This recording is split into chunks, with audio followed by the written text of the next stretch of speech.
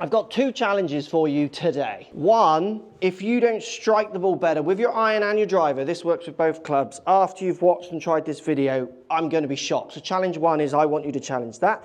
Challenge two is if you find this information useful and you're not subscribed, hit the subscribe button at the end of this video if you think it's useful. I'm going to share with you a little pro tip as well, something that no one shares, and it's key for better shots. So the drill is super simple. And you can do it with iron or wood. I'm going to do it with iron to start. What I want you to do, and this is as basic as it gets, straight in, okay? You're going to set up to the ball, and then what you're going to do before you start your swing, you are going to open your pelvis around 30 degrees, open your chest up, say 10, 15 degrees, have your head pretty much where it was at the start, handle slightly forward and up, then from here, start your backswing and try and get back into that position. You're basically presetting impact when you hit some iron shots. Now, what this will do for so many golfers, one, it makes them realize that impact isn't the same as address. They're different. It's a dynamic position. Impact is a way more dynamic position. When we look at good players, tour players, pelvis is around 40 degrees open, chest around 20 degrees open as they hit the ball.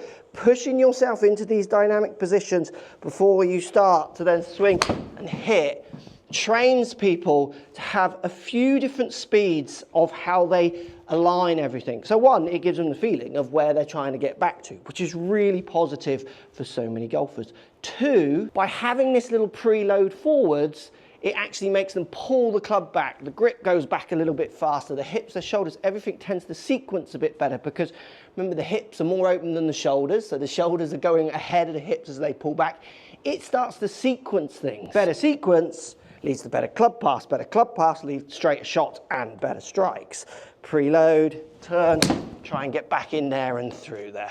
We can also do this with the driver. Harder to hit with a driver, but still a good practice to do. So hips are going to be open, chest open, you have a bit more tilt, head back behind the ball, so my head's more in line with the middle of the head of the club.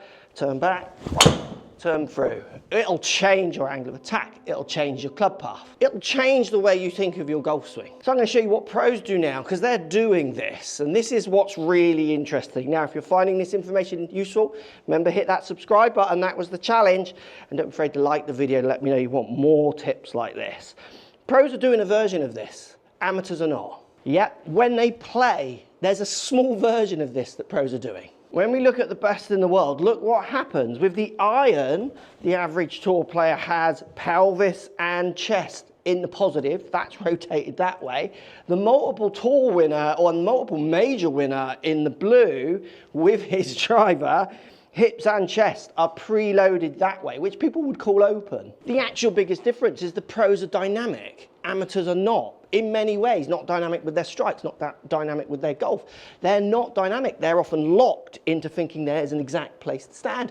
What pros are doing is they're moving through these places. So they're actually starting with this to begin their swing. Even when they hit shots, just a really small version of it. If you watch me hit, you can see me shuffling. I have a little preload this way. If you watch carefully to then go back the other way. Having this pronounced preload for iron and driver is going to really change the way you order everything up. It's going to change the way you hit golf balls. I promise you. Obviously, you still need to get your stance right. You still need to release the club correctly, which is why I made this video to help you understand that. And if you did find the information in this video helpful and useful, hit that subscribe button.